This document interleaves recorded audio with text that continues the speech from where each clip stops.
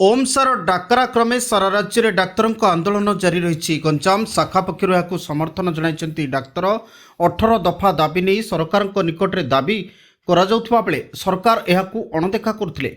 राज्य में मंजूरी प्राप्त पद अपेक्षा पाखापाखि अधारू अधिक डाक्तर पदवी खाली रही। ए पदवी सबू पूरण करने सहित मूल दरमा वृद्धि क्याडर गठन डीपीसी पुनर्गठन अन्य दाबी नहीं सरकार को अणदेखा प्रतिवाद रे आंदोलन को ओह्लैछि ओडिशा मेडिकल सर्विसेस एसोसिएशन।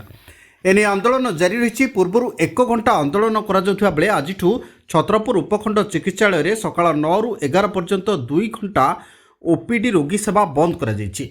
फल रोगी माने नाही नथिबा असुविधार सम्मुखीन होइछन्ति। सोमवार सकाळ 9 घंटारू ओपीडी सेवा बंद करथिले डाक्तर 2 घंटा धरी बंद पई डाक्तर निष्पत्ति निथिले। ए चिकित्सालय उपरे छत्रपुर निर्वाचन मंडली सहित खलिकोट एवं पुरी जिला कृष्णप्रसाद ब्लॉक लोक माने निर्भर करुवा बेले एभली समस्या जोगु हैरान हरकत होता देखा मिली। अन्यपटे सरकार डाक्तर दाबीगुड़िक यथाशीघ्र पूरण करने सहित रोगी को उचित सेवा जोगाइबा निमते साधारण दाबी होइछि।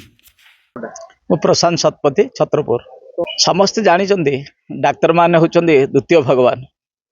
रोगी को जीवन प्रदान करिवारे तांकर अवदान खूब अधिक, किंतु दुखर विषय कहीं जे से 9टा रु 11टा 2 घंटा से धारणा अच्छा आ कार्य बंद भी करुँच, जो द्वारा कि रोगी मैंने बहुत हंतसंत होती एवं दूर दूरांतर आसुवा रोगी मानकर बहुत असुविधा होची। क्षेत्र में मु अनुरोध करी डाक्तर मान सेमानकर संघीय माध्यम से सरकार पाखे दाबी उपस्थापन करंतु एवं कार्य तुरंत जोग दिंतु।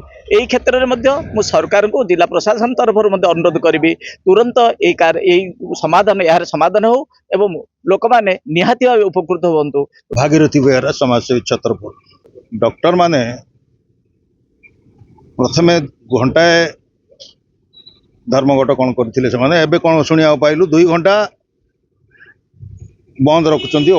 ओपीडी बंद हेले दूर दूरांतर जो आसुंती रोगी माने चाहे पूरी एरिया हो कि छत्रपुर एरिया हो एरिया भितर 2 घंटा ओपीडी बंद हैला बेलू एमती तो डॉक्टर मध्य कम अच्छी।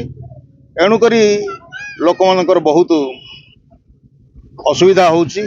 एणु आमे डॉक्टर को निवेदन करुचु से माने सरकार पाखरे उपस्थान रखंतु, किंतु ड्यूटी को अवहेला न करी से माने ये करंतु।